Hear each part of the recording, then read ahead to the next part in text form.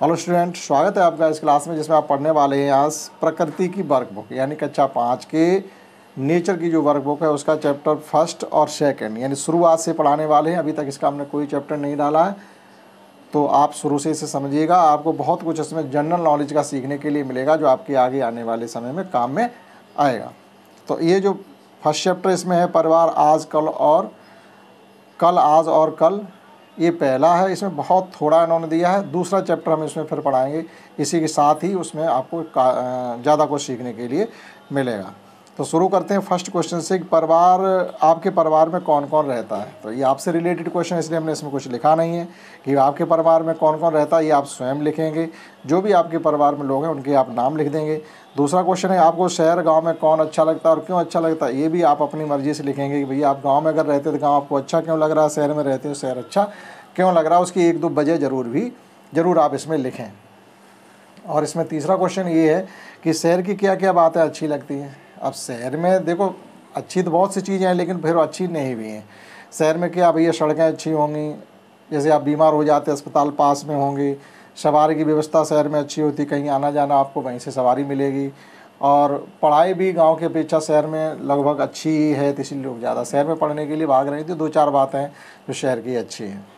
और ये चौथा क्वेश्चन जो है इसे हमने लिखा है और आपको हम समझाने की कोशिश करते हैं। इसमें हमसे ये पूछा गया कि गांव की जीवन शैली और शहर की जीवन शैली में क्या अंतर। जीवन शैली मतलब रहन सहन गाँव में कैसा है और शहर का रहन सहन कैसा है, इसमें आपको थोड़ा सा डिफरेंस बताना है। अब देखिएगा, पहला पॉइंट हमने लिखा है गांव छोटे होते हैं शहर बड़े होते हैं। अर्थात गांव इतने छोटे होते हैं, गांव के हर व्यक्ति को आप नाम से जानते होंगे, उसका घर कहाँ है आप जानते होंगे, लेकिन शहर में ऐसा नहीं होता। शहर में आप अपने घर के चौथे घर में कौन रहता है, उनका नाम क्या है, उनके बच्चों के नाम क्या है, शायद नहीं बता पाओगे, लेकिन शहर में, गाँव में ऐसा नहीं है। शहर में दिक्कत होती है, एक दूसरे को जान पहचान बहुत कम रहती है, जनसंख्या कम होती है। देखो गाँवों की जनसंख्या कम होती है इसलिए वो छोटे होते हैं, शहर की जनसंख्या अधिक होती है इसलिए सीधी सी बात है वो बड़े हो जाते हैं। खेती पशुपालन कुटीर उद्योग यानी छोटे छोटे धंधे हम गाँवों में करते हैं और बड़े पेशे पर जो उद्योग होते हैं वो शहरों में खोले जाते हैं। सरल और पारंपरिक जीवन, गाँव में बहुत सिंपल सादा जीवन जीने वाले लोग होते हैं, और शहर में क्या होता है मॉडर्नाइजेशन या आधुनिक जीवन जीने वाले लोग होते हैं। दिखावा बहुत ज़्यादा करते हैं क्योंकि भैया उनके पास पैसा ज़्यादा होता है तो उसको खर्च भी तो करना है।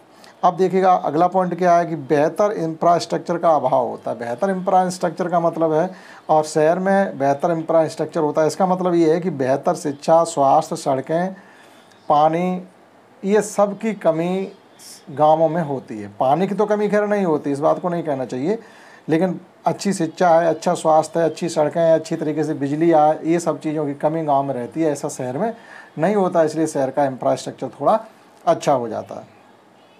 ठीक है, सामाजिक मेलजोल, देखो एक कोई चीज़ शहर की अच्छी है तो भैया कोई गांव की अच्छी है। सामाजिक मेलजोल शहर में, गांव में बहुत ज़्यादा होता है, शहर में कम होता है। सीधी सी बात है, आप शहर में जाके रहिएगा, आप अपने ही घर में रहिएगा, बहुत से मतलब लोग ऐसे होंगे जो आपके पड़ोस में रहते होंगे, आप जिन्हें आप नाम से अच्छी तरीके से जानते नहीं होंगे, क्योंकि मेल मिलाप लोगों में नहीं होता। लोग इतने बिजी रहते हैं जो दूसरे के पास बैठने उठने का या उसके हालचाल लेने का टाइम नहीं होता है।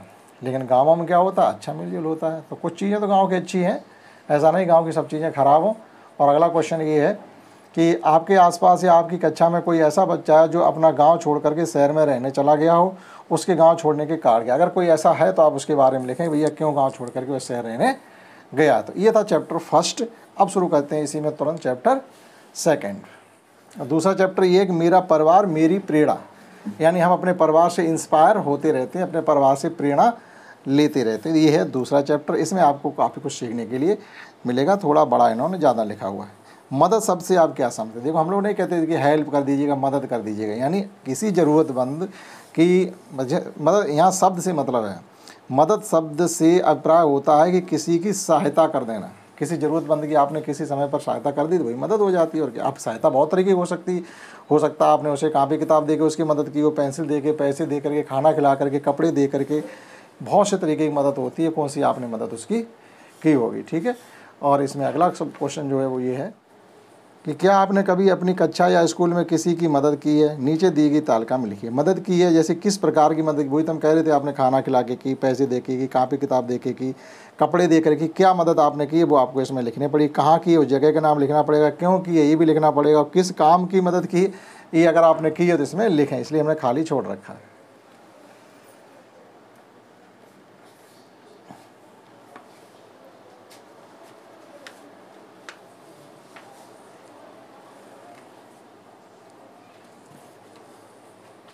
और सेकंड है, आपके घर में कोई बुजुर्ग व्यक्ति है, उन्हें अपने दैनिक कार्यों को करने में क्या क्या कठिनाइयाँ होती हैं, आपके परिवार के लोग उस बुजुर्ग की कैसे मदद करते हैं। अगर आपके घर में कोई ऐसा बुजुर्ग व्यक्ति है और उसकी क्या क्या मदद आप करते हैं या घर के लोग कैसे करते हैं, तो ये आपको इसमें लिखना है। दवाई खिलाने में, खाना पीना खिलाने में, उठने बैठने में, नहाने धोने में, ये उनकी मदद की ज़रूरत पड़ती है, ये आप उनकी करते हैं तो कैसे करते हैं क्या नहीं करते हैं। यदि आपकी दादी चल नहीं पाती हैं तो आप उनकी मदद कैसे करेंगे।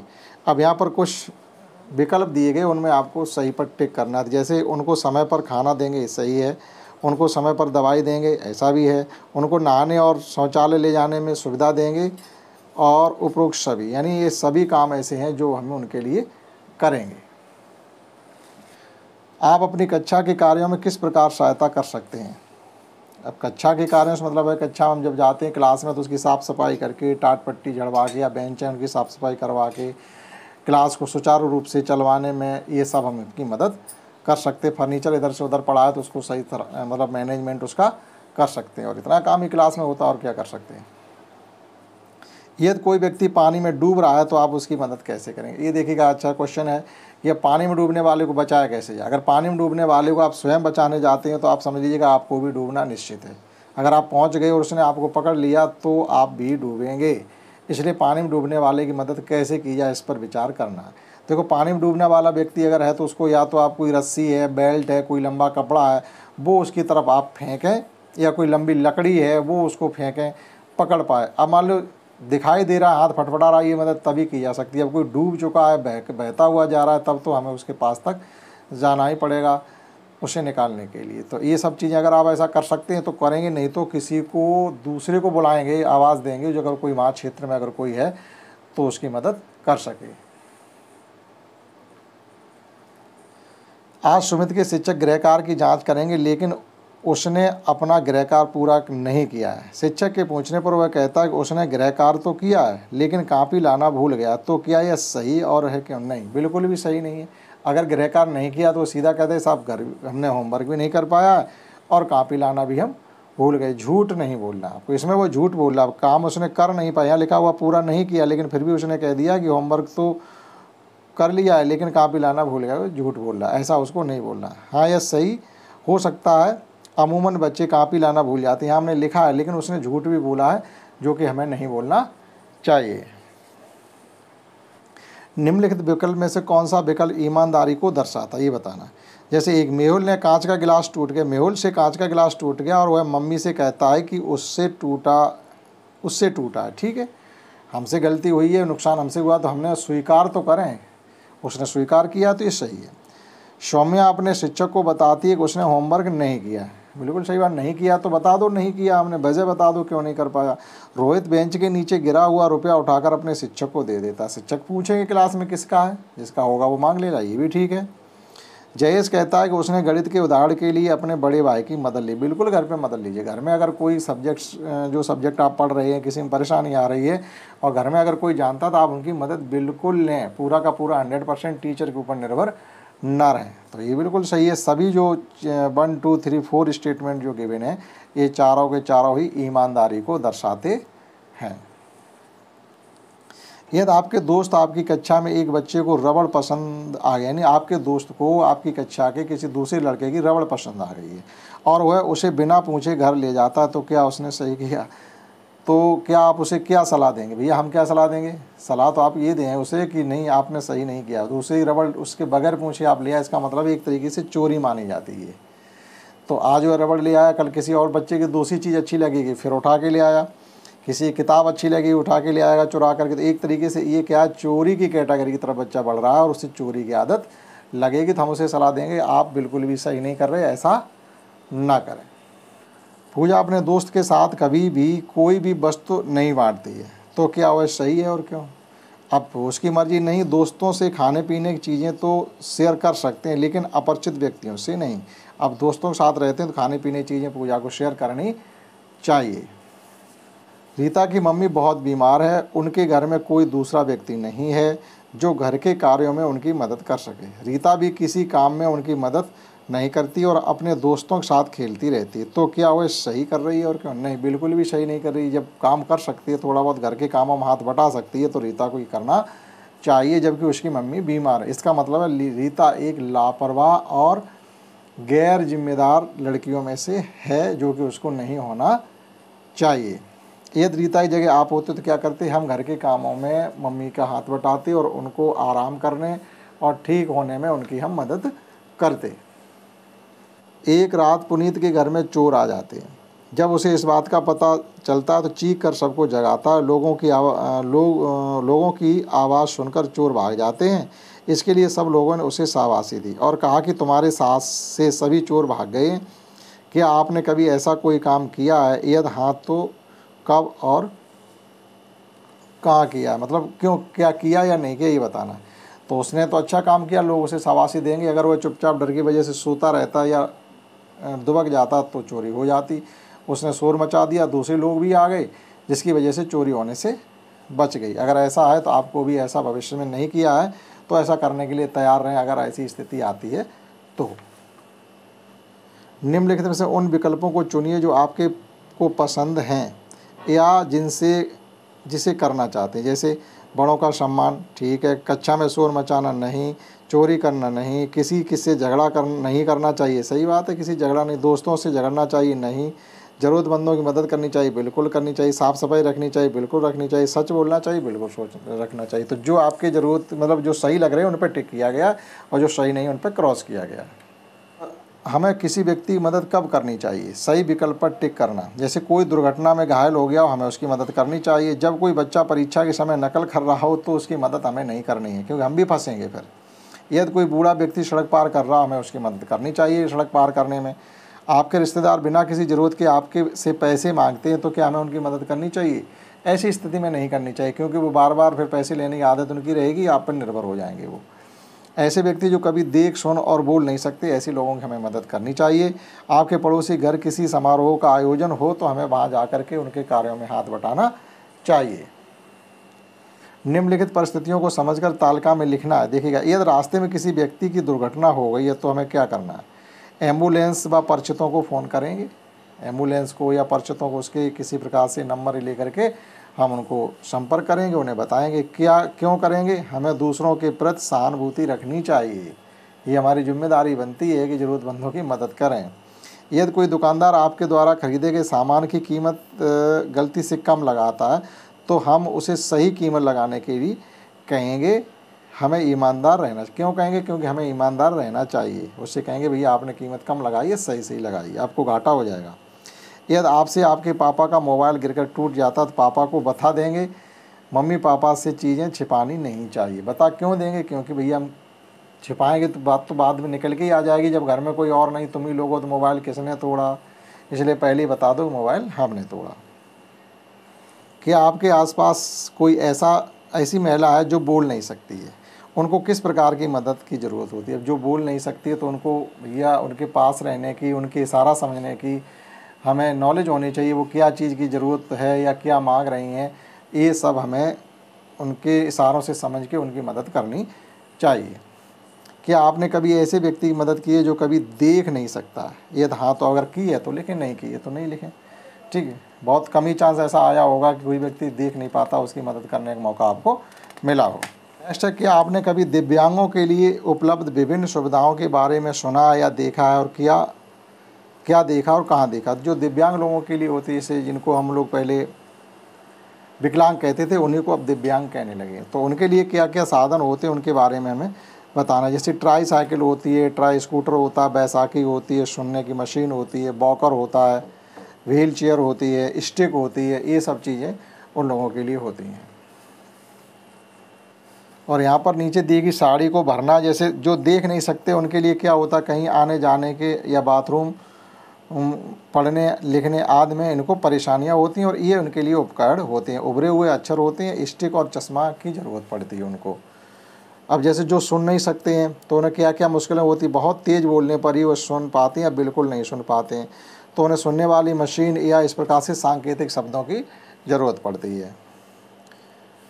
और जो बोल नहीं सकते हैं उनकी बात समझने में बड़ा मुश्किल आती है, सांकेतिक भाषा में हम उनके शब्दों को या उनकी बात को समझने की कोशिश करते हैं। जिन्हें चलने में तकलीफ़ होती है, कहीं आने जाने में ऐसे लोगों को मुश्किल आती है, व्हील चेयर, स्टिक और वॉकर से ये लोग आगे बढ़ पाते हैं, चल पाते हैं। इन चीज़ों की उन्हें ज़रूरत पड़ती है।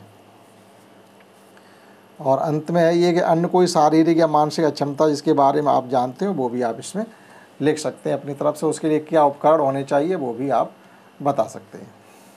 नीचे दिए गए चित्र में आपको क्या दिखाया गया, किस तरह से लोग इसका उपयोग करते हैं, आप इसके बारे में क्या जानते हैं। देखो ये ब्रेल लिपि है, ठीक है। ये ब्रेल एक व्यक्ति होते, उनकी भी यही समस्या थी, तो फिर उन्होंने सबके लिए ये उपाय सोचा कि हमारे सामने आज समस्या, चलो आगे आने वाले लोगों के लिए ना हो, तो उन्होंने एक भाषा बनाई जो उभरे हुए अक्षर होते हैं जिन्हें टटो टटो करके उंगलियों से स्पर्श से हम उसको पढ़ते हैं और समझ पाते हैं। तो इस पर किताबें भी हैं, वो ये ब्रेल लिपि बोली जाती है। जिनको दिखाई नहीं देता है उनके लिए एक भाषा होती है, ठीक है। और ब्रेल नाम के एक व्यक्ति थे, उन्होंने इसका आविष्कार किया था। दिव्यांगों के साथ हमें किस प्रकार का व्यवहार करना चाहिए जिससे उन्हें सामान्य व्यक्ति होने की अनुभूति। देखो ये बहुत ही बड़ी बात है। सौहार्दपूर्ण, स्नेह, धैर्यपूर्वक और धैर्यपूर्वक व्यवहार हमें उनके साथ करना चाहिए जिससे उनके अंदर अपनापन से लगे। तो उन्हें क्या होता है कि जो उनके अंदर समस्या होती है उसको थोड़ी देर के लिए वह नज़रअंदाज कर पाते हैं, भुला पाते हैं।